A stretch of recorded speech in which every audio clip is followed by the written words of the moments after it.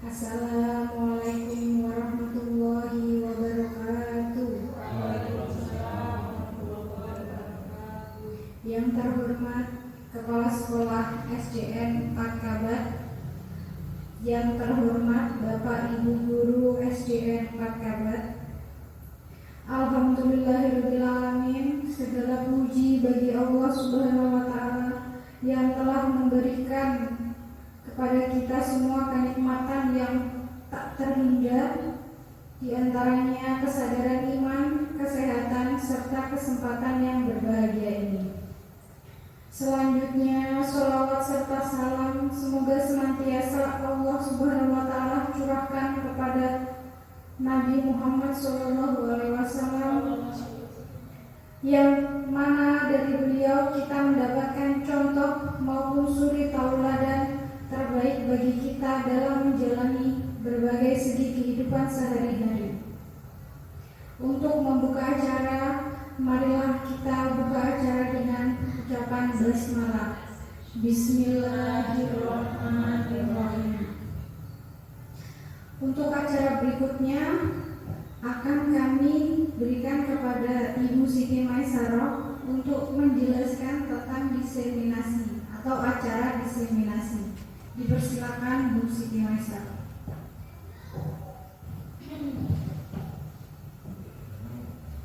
Bismillahirrahmanirrahim. Assalamualaikum warahmatullahi wabarakatuh. Terima kasih Bapak Ibu di siang hari yang cuacanya agak syahdu ya. Agak syahdu ini jadinya semua masih semangat dan bisa support untuk mengikuti kita belajar bersama, yaitu paradigma pendidikan Ki Hajar Dewantara untuk menumbuh kembangkan budaya positif di lingkungan SD Negeri 4 Kabat. Kami ucapkan terima kasih kepada Bapak Kepala Sekolah yang telah memberikan waktu dan support dan juga bisa mengkondisikan teman-teman. Dan tak lupa saya ucapkan beribu-ribu terima kasih untuk supporting saya yang hebat, Bapak Ibu Guru yang luar biasa, yang mau meluangkan waktunya untuk kita belajar. Syukur alhamdulillah kita semua masih diberikan kesehatan berupa iman, Islam, dan kebahagiaan. Salam bahagia Bapak Ibu, bahagia. Semangat pagi. Masih ada yang belum semangat sepertinya. Semangat pagi. Luar biasa. Ya, terima kasih. Tepuk tangan untuk Bapak Ibu Guru yang hebat. Kalau biodata semua sudah tahu, ya usah dibacakan deh. Jadi acara ini yang sebelum saya akan memulai materi, kita akan buat keyakinan kelas dulu. Keyakinan kelas itu adalah kesepakatan yang kita buat bersama untuk 1 jam ke depan, bagaimana kita bisa belajar dengan nyaman dan bisa konsen sehingga bisa mengikuti acara ini dengan maksimal. Keyakinan kelas yang saya buat, kalau ini disetujui atau mau ditambah silakan. Yang pertama, kita belajar serius, santai, dan bahagia. Sepakat? Sepakat. Oke. Yang kedua adalah semangat dan paham. Siap? Siap? Ya. Yang kedua, saling menghargai dan tepat waktu. Boleh? Sepakat ini? Saling menghargai dan tepat waktu. Kemudian diselingi humor. Humor artinya mungkin kita biar nggak kaku ya, nanti sambil nyantai aja kita belajarnya. Kemudian berkata, menghargai dan memiliki hak yang sama dalam berpendapat, berkata dengan sopan. Adakah mungkin tambahan keyakinan kelas kita apa yang kurang? Monggo. Mungkin Bapak Kepala Sekolah punya ide keyakinan kelas kita pada siang hari ini biar tambah nyaman apa ya? Kita belajarnya sudah ini saja Bapak? Iya. Baiklah, terima kasih. Jadi latar belakang dari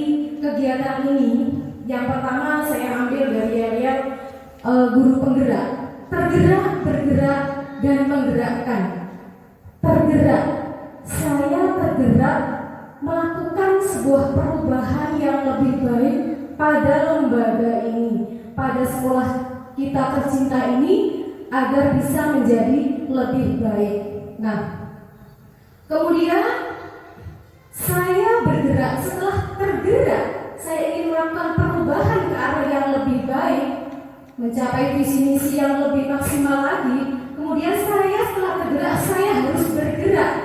Bergeraknya salah satu upaya untuk meraih semua itu adalah meningkatkan kompetensi.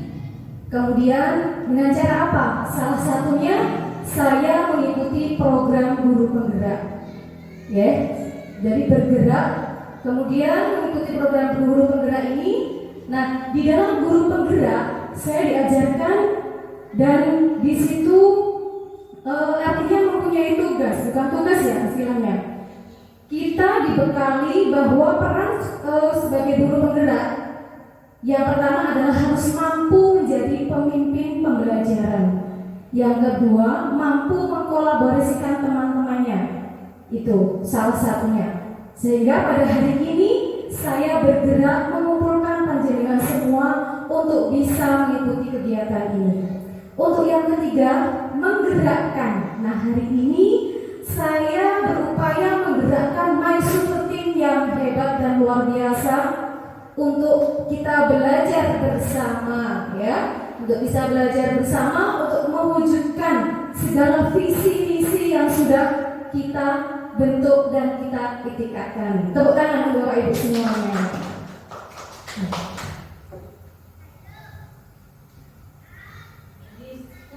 Nah, tujuan dari kegiatan ini yang pertama, salah satunya adalah tujuan umumnya adalah implementasi aksi nyata paradigma Ki Hajar Dewantara tentang budaya positif. Jadi dalam guru penggerak itu ternyata sungguh luar biasa. Ki Hajar Dewantara, beliau sudah mempunyai pemikiran yang sangat relevan, yang sangat kita butuhkan untuk kemajuan pendidikan di Indonesia. Kemudian yang kedua adalah berbagi sedikit ilmu yang saya dapat dari guru penggerak, yaitu tentang budaya positif. Kemudian yang ketiga, kolaborasi kerjasama menerapkan budaya positif di sekolah. Jadi tidak mungkin saya bisa mengimplementasikan budaya positif, ide-ide yang tertuang dalam pikiran saya tanpa adanya kolaborasi, tanpa adanya dukungan dari Bapak Kepala Sekolah, tanpa ada dukungan dari rekan-rekan semuanya. Jadi kemudian yang keempat, sharing menyatukan persepsi, ya. Jadi untuk selanjutnya menyatukan persepsi bagaimana sekolah kita ini ke depannya agar lebih baik kembali. Kemudian tujuan khususnya yang pertama adalah memahami konsep-konsep budaya positif yang sesuai dengan filosofi Ki Hajar Dewantara. Kemudian dapat dengan adanya kegiatan ini jenengan semua kita termotivasi untuk melakukan budaya positif sesuai dengan filosofi Ki Hajar Dewantara. Kemudian yang ketiga, kita nanti 1 jam ini akan saya beri sedikit ilmu tentang teori motivasi, pemahaman tentang teori motivasi, hukuman dan penghargaan serta retribusi. Yang keempat yaitu tentang keyakinan kelas seperti yang sudah saya praktekkan sebelumnya tadi. Kemudian pemahaman teori kebutuhan dasar manusia dan dunia yang berkualitas. Kemudian teori 5 posisi kontrol dan teori segitiga restitusi yang terdiri dari menstabilkan identitas, validasi tindakan yang salah, dan menanyakan keyakinan. Nah, baiklah, nah ini kita sudah masuk materi Bapak Ibu. Gimana, masih semangat? Iya, budaya positif. What is the meaning budaya positif?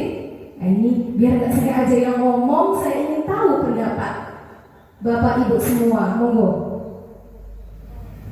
Apa sih budaya positif yang ada di benak jenengan, bayangan jenengan budaya positif itu apa? Monggo.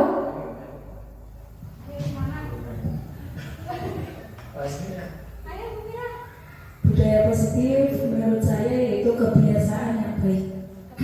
Kebiasaan yang baik. Terima kasih Bunda. Iya. pembiasaan yang baik, hal-hal yang positif. Yang lain mungkin Bapak Kepala Sekolah bisa memberikan pikirannya tentang budaya positif. Budaya positif itu adalah semua budaya yang mengarah kepada hal-hal yang positif. Hal-hal yang positif itu banyak, ya.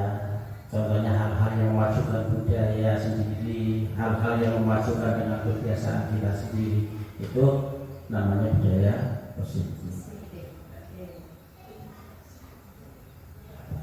Terima kasih atas tanggapannya. Tepuk tangan untuk yang sudah menanggapi. Di depan sudah. Sekarang gantian dong yang belakang. Moga Pak Koko. Silakan Pak. Sudah dijawab semua kayaknya tadi itu. Ya, saya setuju sama Pak Masuki sama Bu Mira bahwa memang harus dibudayakan, ya, hal-hal yang baik itu supaya nanti menjadi suatu kebiasaan pada anak didik kita. Tidak usah dipaksa atau ditakut-takuti. Saya kira itu. Terima kasih. Ya, tepuk tangan. Terima kasih luar biasa. Jawaban panjenengan semua berarti hal-hal yang positif, pembiasaan yang sudah membudaya, hal-hal yang positif yang sudah membudaya, yang sudah kita lakukan setiap hari. Kita mulai jam 7 sampai jam 2. Pembiasaan-pembiasaan apa sajakah yang sudah kita lakukan, yang sudah diterapkan di sekolah kita? Silakan Bu Erna.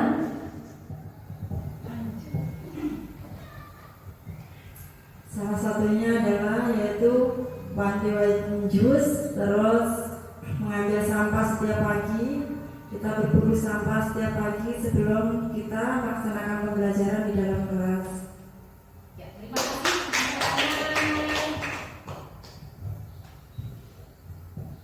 Nah, itu sebagian kecil dari budaya positif yang sudah kita terapkan, yang sudah kita sepakati bersama untuk kita terapkan di sekolah kita. Jadi budaya positif itu adalah suatu pembiasaan yang bernilai positif. Betul sekali Bapak Ibu tadi jawabnya.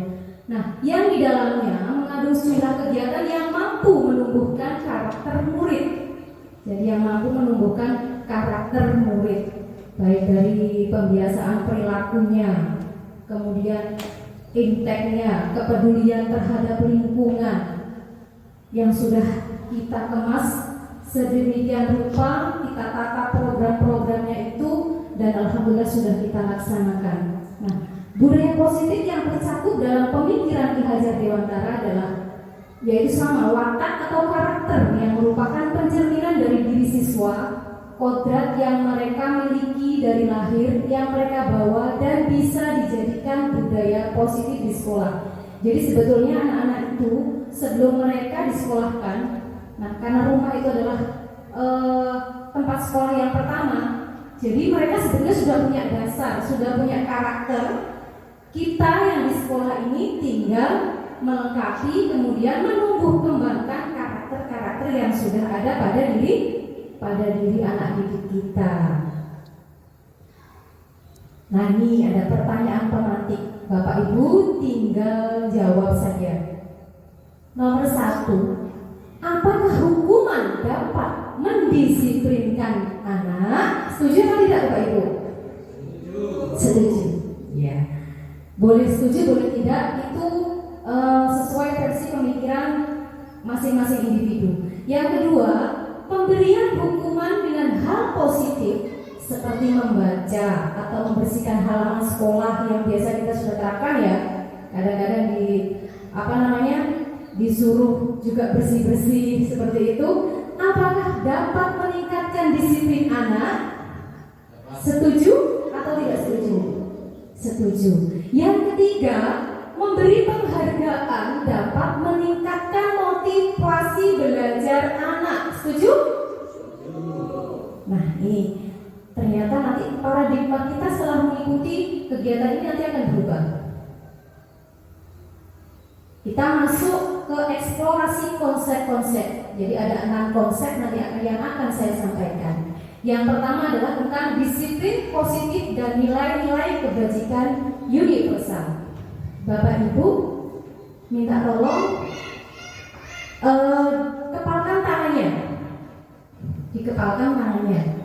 Ya, di sini Bu Mira memegang sesuatu hal yang berharga. Nah, ketika Pak Kasidi minta Bu Mira untuk membuka sesuatu yang Anda genggam itu, Bu Mira mau nggak? Ayo, mau nggak coba? Mau apa tidak? Jawab saja dulu. Silakan dijawab. Tidak apa-apa. Mau nggak? Kan nanti ada alasannya. Tidak kenapa, mau kenapa? Tidak kenapa, Bu Mira?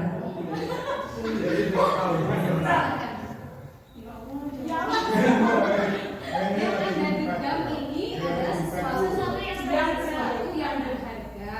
Nah, ketika seseorang, katakan Pak Kasidi yang disampaikan dengan itu meminta membuka kepalanya, kepala jenengan, meminta sesuatunya. Tidak apa-apa. Ayo, nggak usah takut, jawab aja. Kenapa kok jenengan mau membuka itu? Kenapa? Iya, alasannya. Iya, kenapa? Itu. Kalau sesuatu ini tergantung. Iya, ternyata jenengan sudah pemikiran Kalau jenengan. ilmu saja digenggam ya harus dilepas karena ilmu. Iya. Tapi kalau barang seperti suami mau dilepas, ya tidak saya lepas. Kita menyesuaikan saja gitu. Iya, jadi boleh tergantung apa yang kita genggam. Nah, berarti posisi kontrol menggenggam itu, membuka itu ada di siapa? Mau membuka atau tidak itu? Pertama-tama ada di diri sendiri. Ini namanya posisi kontrol intrinsik. Nah, ketika jenengan, misalkan Bu Mira memegang kue, katakan kuenya digenggam. Bu Mira padahal sudah dalam kondisi lapar. Bu Irna juga ternyata lapar. Bu Mira minta ke Bu Mira, dipaksa jangan sama Bu Irna. Nah, kira-kira bagaimana? Mau apa tidak jenengan? Iya. Coba saya jenengan dulu, nggak apa-apa. Iya, nggak apa-apa. Gimana? Mau? Ya kalau barang ini kalau makanan ya itu tadi Bu. Iya. Sesuai yang dipegang tadi. Ya kalau hanya makanan saja tidak apa-apa. Iya, berarti pemikiran mereka berbeda-beda ya. Artinya ketika kita disuruh menggenggam tangan kita, padahal di tangan kita ini sesuatu yang berharga. Betul kata Bu Mira tadi.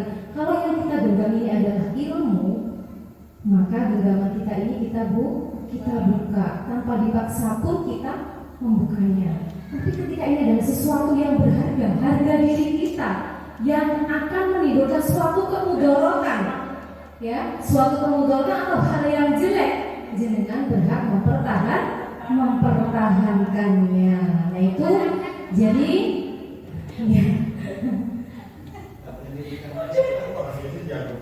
Jadi siapa sesungguhnya yang memiliki kontrol, memiliki posisi kontrolnya? Nah, stimulus respon tadi itu akan merubah paradigma cara pandang kita. Jadi kita mencoba mengubah agar seseorang itu berpandangan sama dengan kita. Bisa tidak Bapak Ibu? Iya. Tidak bisa ya. Kemudian, nah kita berusaha memahami pandangan orang lain tentang dunia. Nah itu teori kontrol. Teori kontrolnya artinya gini. Ketika kita itu mempunyai suatu ide, katakan di sekolah ini saya punya ide seperti ini. Ya awalnya kayaknya tidak sependapat gitu. Nah saya berusaha meyakinkan, berupaya membawa pemikiran jenengan bisa sama dengan saya, begitu. Nah itu adalah teori kontrol yang ada pada diri jenengan semua. Jadi ada timbal baliknya. Kemudian perilaku buruk dilihat sebagai suatu kesalahan.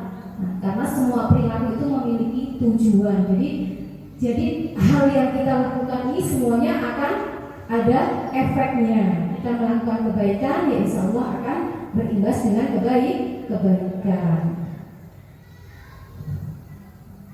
Nah, ini disiplin positif bisa dibaca nanti.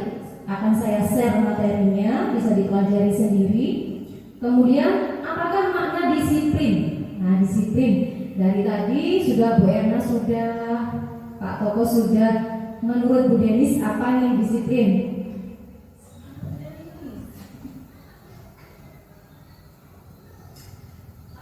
Menurut pandangan jenengan disiplin itu apa sih?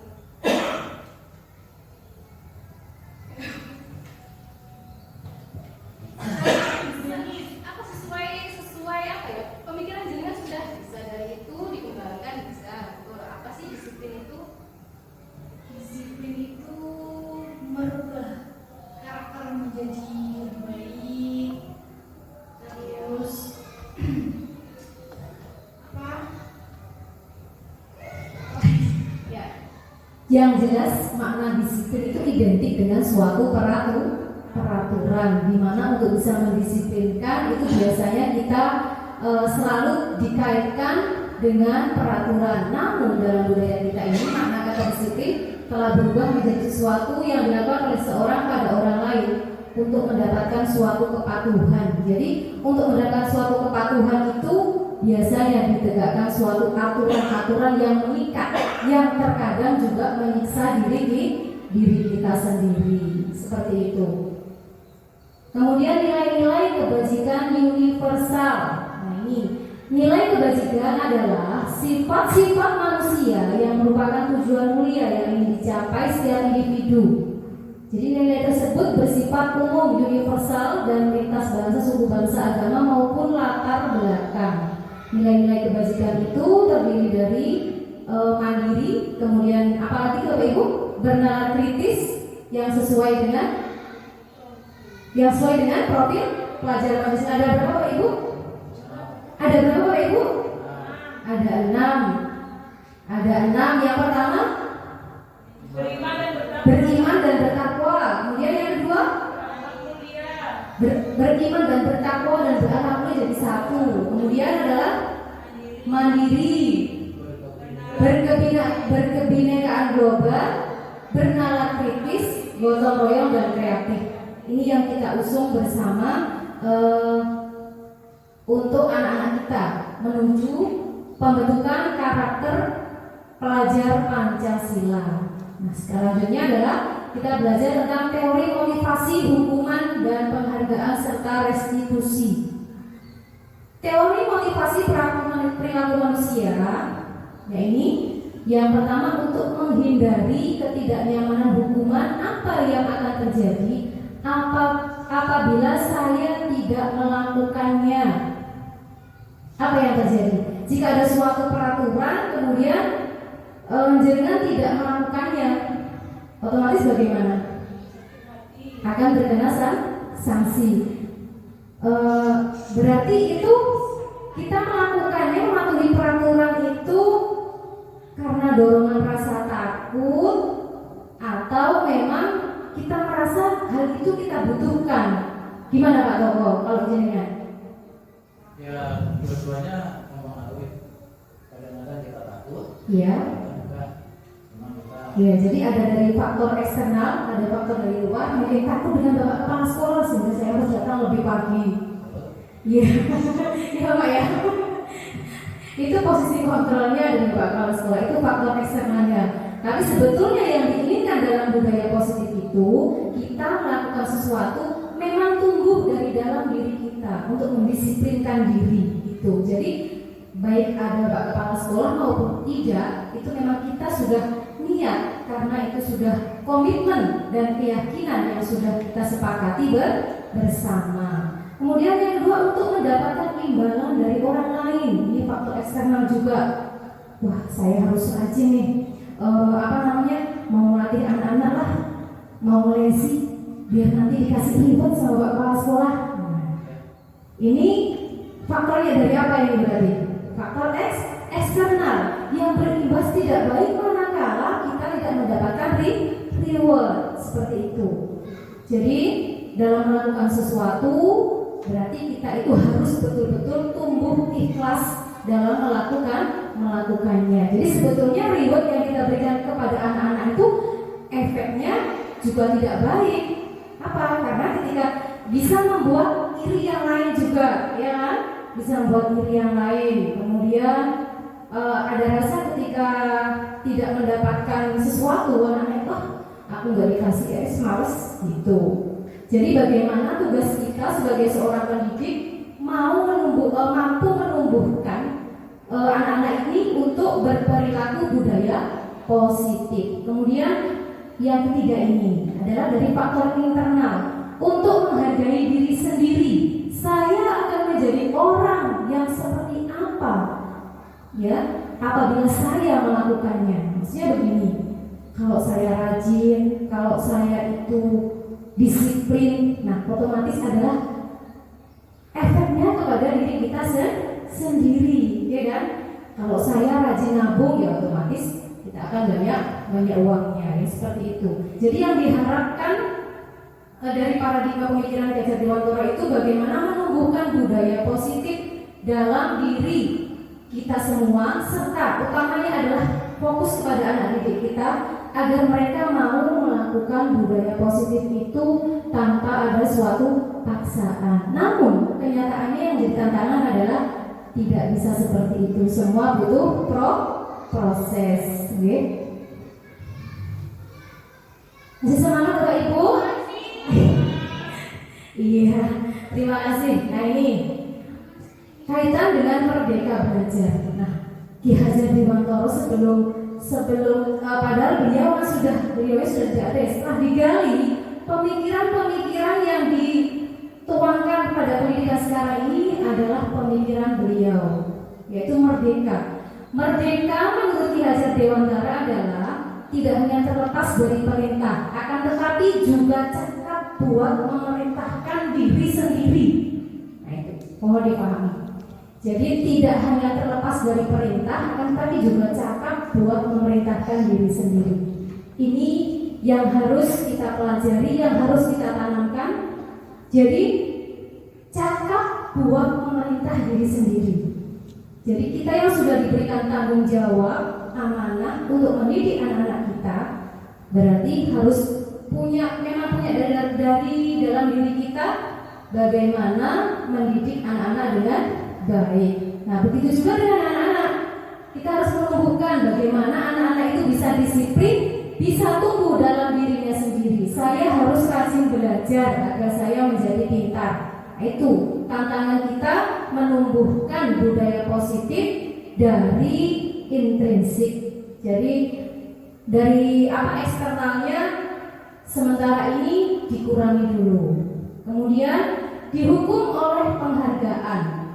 Penghargaan berlaku sama dengan hukuman, dalam artian meminta atau membujuk seseorang melakukan sesuatu untuk memenuhi suatu tujuan tertentu dari orang yang meminta atau membujuk. Nah ini itu merupakan dorongan eksternal. Ini akan mempunyai pengaruh jangka pendek maupun jangka panjang. Apa pengaruhnya? Nah ini dihukum oleh penghargaan. Tadi ternyata yang selama ini kita ribut-ribut yang sering kita berikan itu juga ada efeknya. Yang pertama, menurunkan kualitas, kemudian mematikan kreativitas, mengurangi motivasi intrinsik. Jadi jangan sering-sering memberikan reward berupa materi, sehingga akan timbul rasa mengharapkan sesuatu untuk melakukan hal-hal yang baik. Seperti itu, sebuah pengakuan itu akan lebih berharga. Kemudian selanjutnya adalah, nah ini mari kita diskusikan bersama-sama. Ini hukuman atau konsekuensi. Anak disuruh mencatat 100 kali dalam buku. Saya tidak akan terlambat lagi karena saya tidak akan lagi terlambat. Nah, disuruh nulis. Menurut jenengan ini hukuman atau konsekuensi? Apa? Dijawab Bapak Ibu. Hukuman. Lari mengelilingi lapangan basket 2 kali, hukuman atau konsekuensi? Mana suaranya, Ge? Hukuman. Murid diminta untuk push up 15 kali, hukuman atau konsekuensi? Menggantikan kertas tugas teman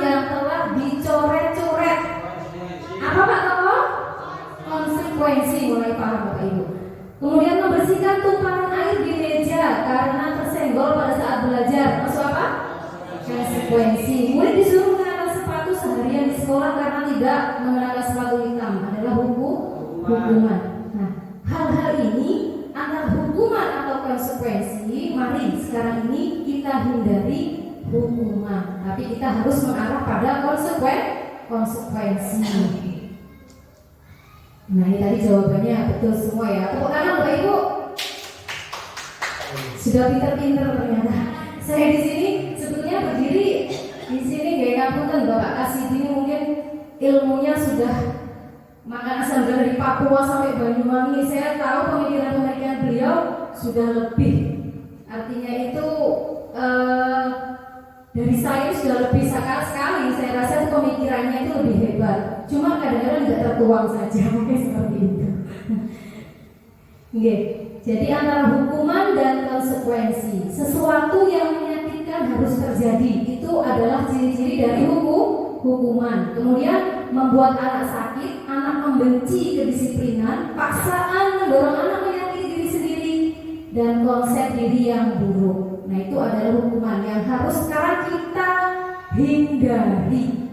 Jadi sekarang kita harus berpikir, harus melaksanakan apa? Konsekuensi.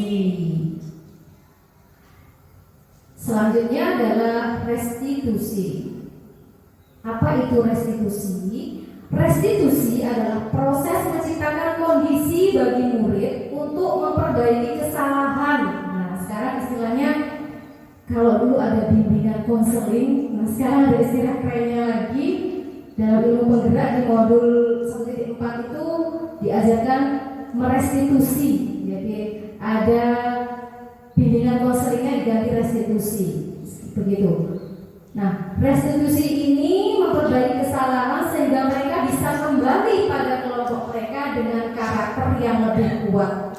Kadang-kadang gini, anak yang telah mengalami suatu kesalahan kemudian dipanggil ke kantor, kita tanya, kadang-kadang mereka ada yang malu gak ke kelas?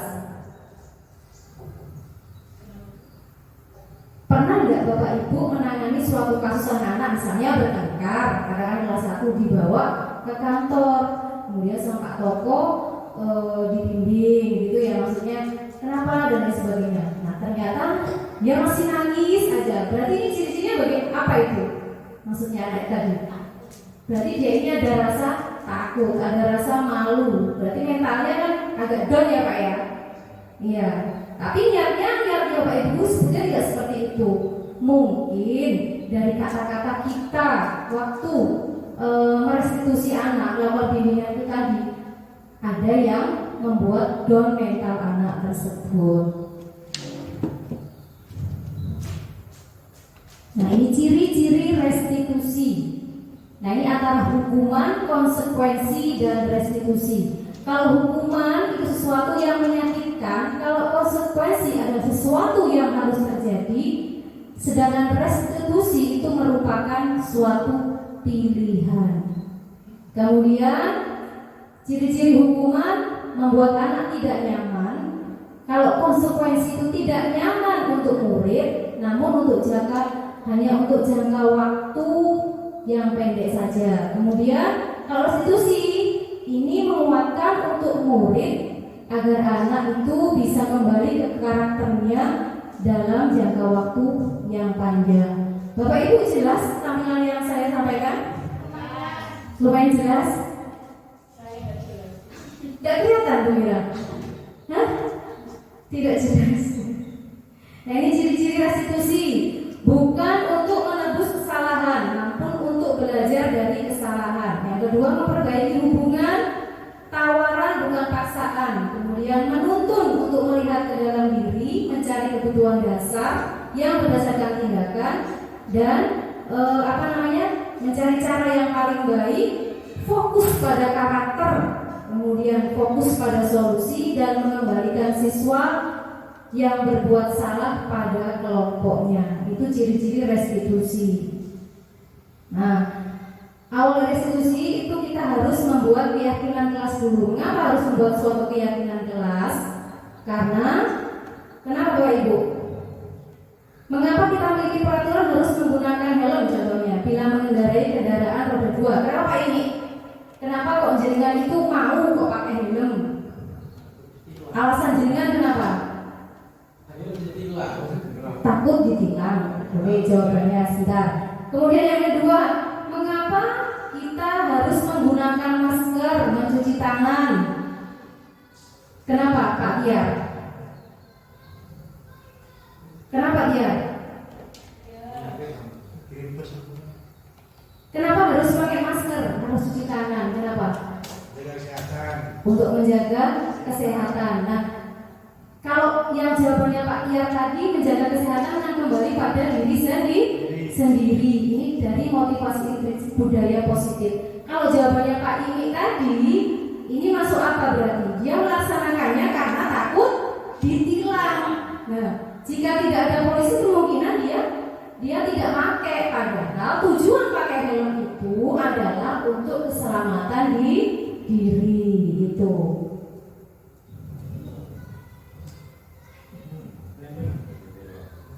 Iya.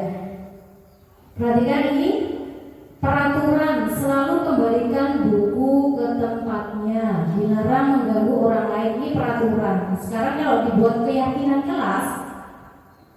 kelasnya adalah bahasa yang digunakan itu yang lebih pas. Gimana coba Pak, nomor Bapak Ibu? Kalau tidak pemerintah itu bahasa yang digunakan lagi yang lebih halus. Halo Bapak Ibu, tidak kelihatan itu? Pak Kasih tidak kelihatan Pak? Kelihatan itu Pak Kasih itu.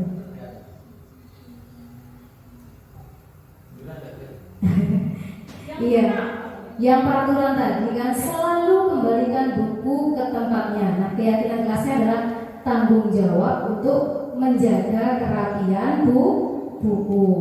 Itu keyakinan kelas. Jadi kemudian dilarang mengganggu orang lain, ya. Hormati orang lain. Hadir di sekolah 15 menit. Nah, ini menghormati, berkomitmen, disiplin, apa? Dirubah apa itu kira-kira untuk keyakinan kelasnya? Hadir di sekolah 15 menit sebelum pembelajaran dimulai. Ini menghormati orang lain, komitmen, termasuk keyakinan kelas.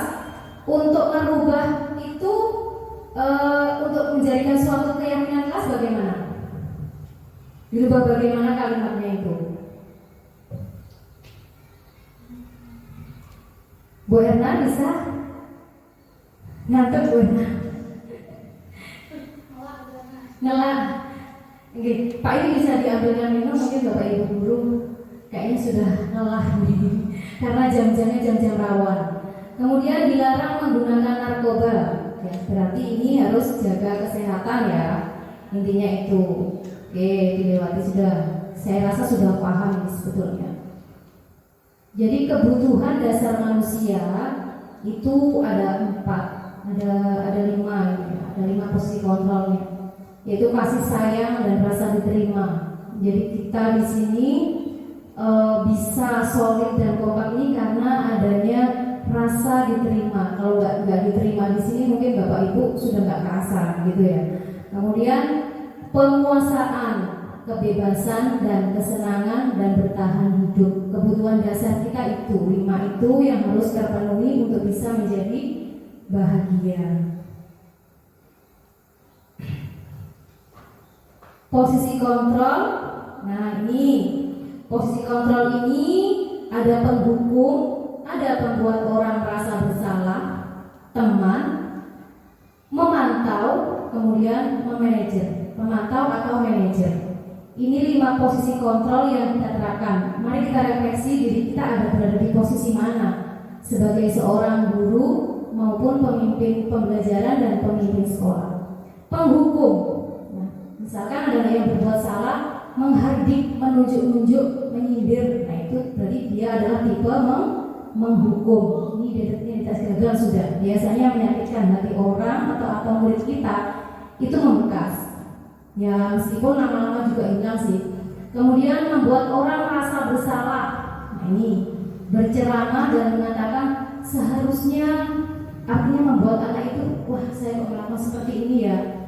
Dia dibuat merasa bersalah. Nah yang kedua adalah identitas berhasil atau sukses ini dengan teman, menjadi teman atau pemantau, yaitu membuatkan alasan-alasan untuk muridnya, kemudian menghitung dan mengukur pemantaunya.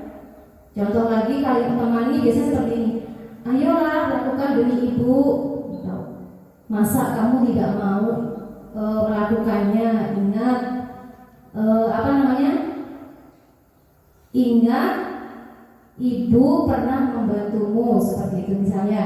Atau kita pas lagi menerangkan seperti ini. Nah ternyata ada murid kita yang ngantuk dan tidak mau memperhatikan. Ini dibuat seperti teman. Nah itu diajak, ayolah kamu semangat. Ini loh ibu semangat. Nah itu namanya kita adalah posisi kontrolnya berada di teman. Kalau sebagai penghukum sudah kita marahin, ayo kamu yang tidak perhatikan, push up 5 kali. Di sini jelas adalah tipe penghukum. Kemudian manajer, nah ini mengajukan pertanyaan dulu. Anak itu tidak memperhatikan kenapa, ditanya penyebabnya, lalu kita ajak berdiskusi untuk mencari solusi bersama. Jadi 5 posisi kontrol ini kira-kira yang sudah kita terapkan dalam pembelajaran kita sehari-hari. Bapak Ibu ada di posisi mana? Pak Toko ada di posisi mana Pak? Semuanya pernah lakukan. Semuanya sudah. Kadang penghukum, kayak penghukum juga bisa teman, pemantau, dan manajer. Iya. Kebanyakan tidak ada yang tidak pernah menghukum sepertinya. Nah, harapannya tindakan itu, menghukum itu harus kita rubah untuk menjadi posisi manajer, teman, atau pemantau. Tapi yang paling baik itu adalah sebagai manajer. Jadi tidak serta-merta langsung menyalahkan. Kita tanya dulu solusinya. Namun kadang ketika kita sudah tidak sabar dan lain sebagainya, langsung saja sudah, ya namanya juga manusia. Jadi kadang-kadang moodnya kurang baik, jadi ke penghukum. Namun ketika sadar, manajerialnya juga kita lakukan. Nah harapannya sebagai pendidik kita bisa menerapkan posisi sebagai pendidik yang manajer, sebagai pengatur ya. Artinya tidak serta-merta menyalahkan anak jika anak itu berbuat salah. Nah ini pernyataan, saya kecewa sekali dengan kamu. Ini berarti apa ini? Membuat orang yang merasa bersalah. Kamu tidak pernah benar melakukannya.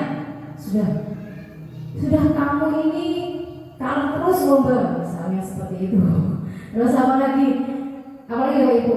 Kamu ini terlambat terus. Nah itu adalah tipe penghukum. Nah kalau ini teman, ayolah nak, besok kamu harus tepat waktu datangnya dan lain-lain. Ini adalah teman, posisi teman. Nah ini manajer. Nah ini manajer itu posisi yang paling tinggi. Nah, ini pertama di restitusi dulu, ditanyakan penyebabnya apa.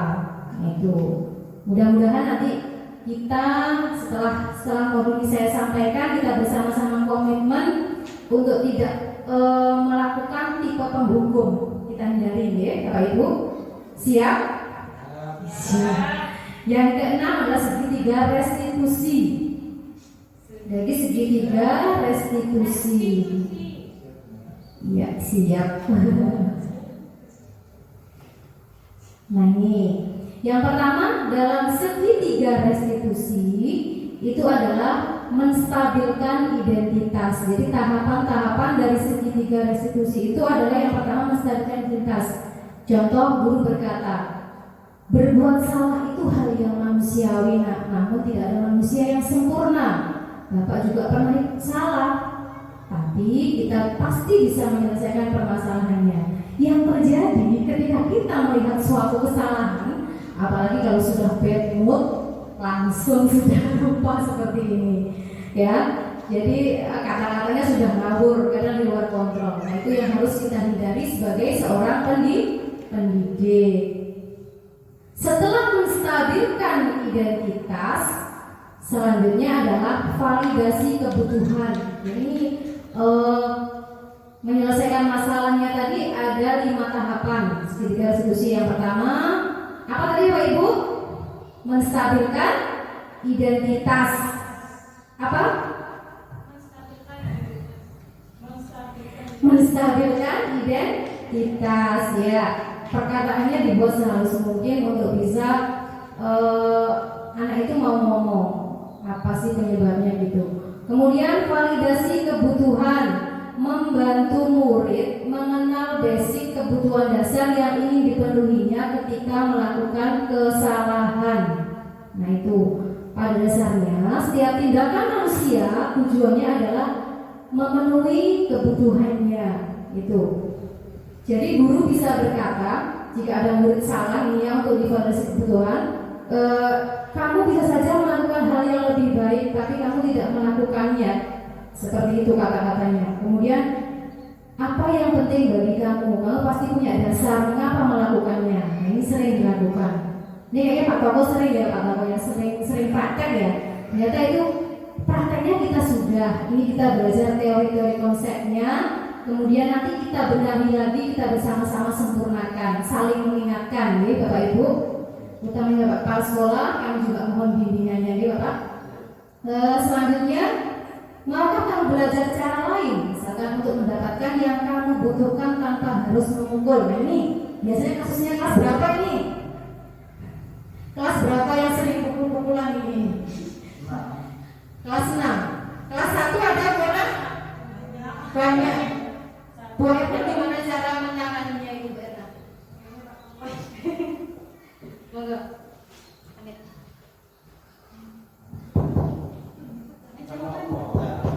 Iya, karena apakah sudah sering jenengan lakukan? Jadi lama Ibu dipisah dulu. Kemudian ditanya masalahnya apa, kenapa bisa bertengkar. Kemudian dikasih nasihat, namanya lagi. Ya. Terus setelah itu, pernahkah antara dua anak ini tetap saling ngotot nggak nyapa gitu? Biasanya kalau anak kelas 1 itu enggak ya, langsung main lagi. Ya, lupa kalau main lagi. Beda yang di kelas 6 ya Pak Toko ya. Kalau pengalaman Pak Toko gimana Pak? Di kelas 6? Iya. Ya. Kalau Pak Toko sendiri gimana Pak di kelas 6 itu? Kelas 6 itu sudah dewasa Bu. Iya. Jadi agak kompleks sekali. Ya, kadang-kadang ada yang sampai tidak menyapa dan lain sebagainya. Tapi tetap saya sebagai manajerial, ya saya tidak bagaimana. Itu kasusnya seperti itu Bu. Jadi ya ditanya didudukan bersama. Dudukan bersama. Ya, Institusi ya Pak Toko. Ya, ada permasalahan apa yang sebenarnya dan saya minta jujur, tolong ada apa-apa bilang kepada Bapak Ibu guru, jujur, nanti kita selesaikan bersama. Iya, luar biasa. Berarti Bapak Ibu guru di SDN Pakabat ini sudah menerapkan budaya positif. Berarti tinggal kita meningkatkannya lagi dan lebih konsisten. Tepuk tangan tuh Bapak Ibu guru semuanya. Nah ini selanjutnya, ya ini menanyakan keyakinan. Setelah tadi apa? Yang kedua, yang pertama tadi apa? Bapak Ibu menstabilkan identitas. Kemudian yang kedua validasi kebutuhan. Yang ketiga adalah menanyakan keyakinan. Guru berkata, apa nilai yang kita percaya di kelas sekolah? Misalkan ada anak yang melanggar, itu ditanya keyakinan kelas kita yang sudah kita buat apa? Misalkan harus datangnya tepat waktu. Nah, ketika ada anak terlambat itu diingatkan. Keyakinan kelas kita seperti ini. Berarti tindakan kamu bagaimana itu? Mereka akan menyadari. Nah, upayamu agar tidak terlambat apa? Seperti itu. Jadi kita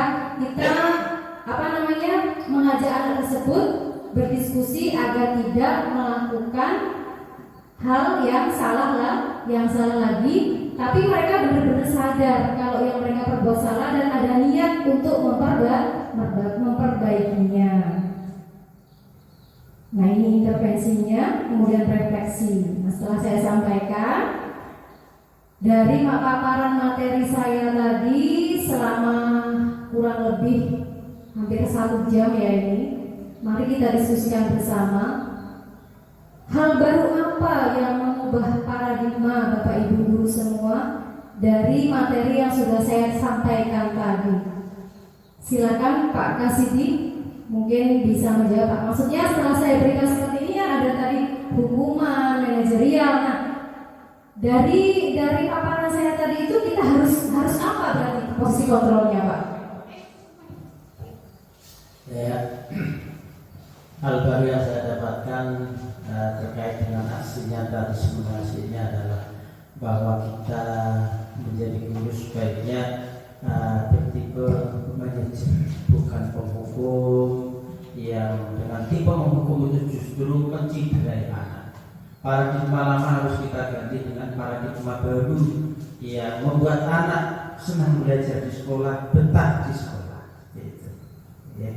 Luar biasa, terima kasih Pak Kasih, tepuk tangan untuk Pak Kasih. Saya ingin minta pendapatnya Bu Mira kembali lagi. Ya, Bu Mira, kan ya memang sudah ini kita diskusi sharing. Ya, mau Bu Denis? Mindset apa yang jenengan dapat, perubahan apa yang jenengan dapat setelah tadi saya menyampaikan tentang budaya positif, restitusi, kemudian tipe-tipe posisi kontrol kita sebagai guru. Monggo Bu Denis bisa disampaikan. Kurang lebih jawabannya hampir sama kayak Pak Didi. Jadi setelah mengikuti diseminasi aksi nyata dari Bu Maisaro, makin kesini jadi mengerti, oh begini harus menangani anak ketika anak berantem, bagaimana cara menghukum anak dengan yang baik, ditanya dulu masalahnya apa, tidak yang langsung jadi tipe penghukum tanpa menanyakan dulu, oh ini salah, pokoknya salah, tidak terima saran apapun gitu. Jadi benar kata Pak Kasidi tadi, makin kesini semua guru kalau bisa harus menerapkan yang manajerial manajerial, posisi yang tertinggi dalam manajerial ya. Yang kedua, perasaan apa yang muncul selama mengikuti sesi ini, khususnya mengenai makna disiplin dan motivasi intrinsik? Pak Toto, mau Pak Toto? Minta pendapatnya bagaimana Pak Toto? Silakan. Pertanyaan. Perasaan apa yang muncul selama mengikuti kegiatan diseminasi ini, khususnya tentang makna disiplin dan motivasi intrinsik, motivasi dari dalam? Perasaannya bagaimana? Silakan Pak. Yang jelas muncul perasaan yang lebih kuat lagi dalam diri saya bahwa memang keikhlasan itu penting untuk dimiliki oleh Bapak Ibu guru, karena memang sudah niatnya kita menjadi seorang pendidik ya harus seperti itu. Saya kira itu. Ya, luar biasa. Tepuk tangan untuk Bapak Ibu guru sahabat kepala sekolah. Luar biasa pendapatnya. Yang ketiga, peran Among seperti apakah yang saya telah lakukan selama mengikuti kegiatan ini? Maksudnya peran jenengan. Peran jenengan bagaimana yang telah jenengan lakukan selama ini, perannya apa? Belum paham ini? Maksudnya peran Among, peran penuntunnya itu seperti apa yang sudah jenengan lakukan? Berarti perannya sebagai apa jenengan? Pak Toto? Yang biasa jenengan lakukan itu, peran Amongnya seperti apa? Berarti kita harus berperan sebagai tetap manajerial. Saya akan menjadi Among yang seperti apa setelah mengikuti pembelajaran ini. Kita tegaskan Bismillahirrahmanirrahim, kita kuatkan lagi, kita menghindari dan mentiadakan hukuman. karena akan sangat efeknya itu akan sangat menyakitkan. Jadi kita tetapkan fungsi kita adalah sebagai manajerial. Itu Bapak Ibu, terima kasih tim hebat saya. Nah ini terima kasih support tim saya SDN Pancabat. Jadi berusahalah untuk memberikan semangat positif dalam sebuah tim. Jadi bukan Superman, tapi kita adalah super tim. Dimana dalam sebuah tim itu harus saling menghargai. Itu solidaritas, loyalitas, kerja keras, kerja cerdas dan ikhlas. Insya Allah kita akan sukses untuk kita raih bersama. Ya, terima kasih. Di akhir acara ini saya ingin minta Bapak Kasidi untuk memberikan testimoni sekaligus sambutan. Bagaimana tanggapan jenengan tentang aksi nyata saya dan kedepannya untuk program guru penggerak. Ya, dukungannya untuk program guru penggerak. Silakan Bapak. Ya, terima kasih.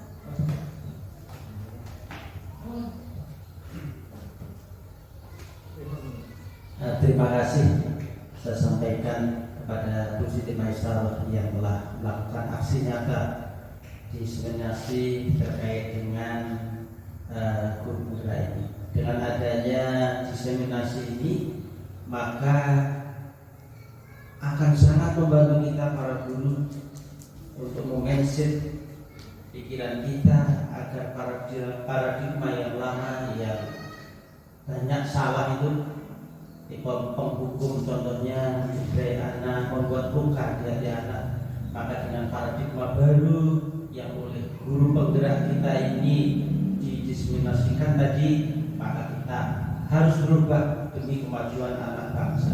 Jadi maunya pemerintah dengan adanya guru penggerak ini agar pendidikan ke depan tidak menyisakan sakit hati kepada anak. Lain dengan zaman dulu, kadang-kadang kita kan terus ingat, saya contohnya pernah dihukum ini masih ingat, itu untuk di era modern tentang pendidikan itu jangan ada, agar anak-anak itu suka belajar di sekolah, betah berada di sekolah dengan guru yang sesuai apa yang disampaikan oleh Bu Siti Maisal. Dan ke depan saya berharap ada teman-teman lagi, semuanya nanti akan ikut menjadi guru penggerak demi kemajuan pendidikan di Indonesia. Terima kasih. Wassalamualaikum warahmatullahi wabarakatuh.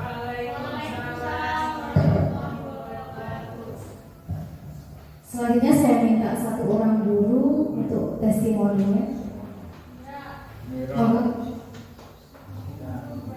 Pak Togo, mau Pak Togo?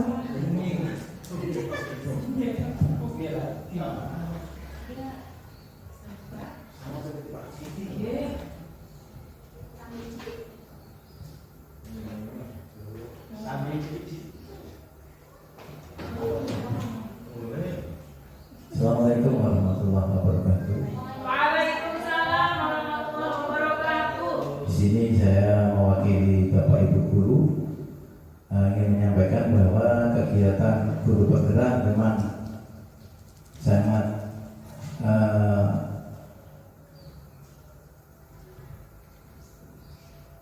penting sekali, karena di sini banyak sekali hal-hal baru, hal-hal yang lebih baik lagi yang bisa kita dapatkan dari guru penggerak ini. Oke. Tadi contohnya seperti tipe-tipe guru, ya, kemudian resistansi dan restitusi dan yang lain sebagainya, banyak yang bermanfaat untuk khususnya saya. Ya, saya ini tipe guru, sebelumnya tipe guru penghukum.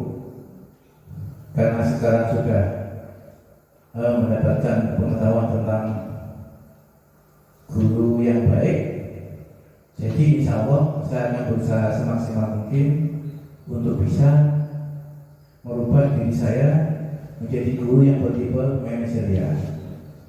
Saya kira itu, dan saya terus mendukung adanya program guru penggerak. Assalamualaikum warahmatullahi wabarakatuh. Alhamdulillahirobbilalamin. mudah-mudahan kegiatan kita pada siang hari ini semakin menambah semangat kita untuk terus berjuang demi pendidikan di Indonesia. Nah, khususnya dalam lingkup kecilnya adalah kita menerapkan hal-hal budaya positif yang baik demi untuk mendidik generasi penerus khususnya di SDN Negeri 4 Kabar. Saya selaku pengatari pada siang hari ini, terima kasih sekali lagi yang sebesar-besarnya kepada Bapak Ibu semuanya atas support dan waktunya, dan kita bergerak bersama. Kita adalah super tim yang harus saling menghargai, saling melengkapi satu sama lain kekurangan dan kelebihan teman kita ya.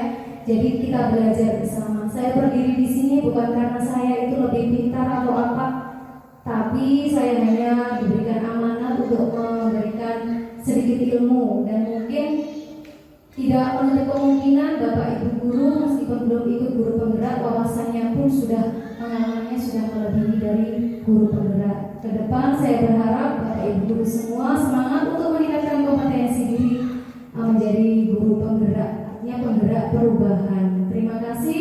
Saya akhiri. Wassalamualaikum warahmatullahi wabarakatuh. Waalaikumsalam warahmatullahi wabarakatuh.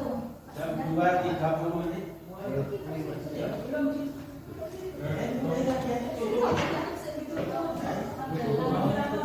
Terima kasih Bu Mai.